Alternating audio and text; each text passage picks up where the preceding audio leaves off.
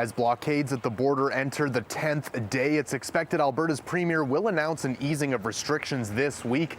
And Alberta's opposition says the premier is bowing to blockade demands. Now, we are a nation of laws, and it's time this UCP government remembered that these laws apply to everyone, even if you happen to want their vote in a leadership review. The leader of Alberta's opposition NDP calling out the premier for what she says is kowtowing to protester demands instead of listening to healthcare professionals, with a number of UCP MLAs calling for an end to COVID restrictions and a spring leadership review coming up in April. Political watchers say the premier will need to justify why restrictions should go from a scientific perspective. And I also expect that that won't be enough to satisfy the protesters. And in fact, giving in to what look like protester demands will only be an additional incentive for their behavior.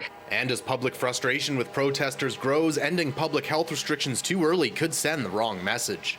And their utter disrespect for the freedom of others around them.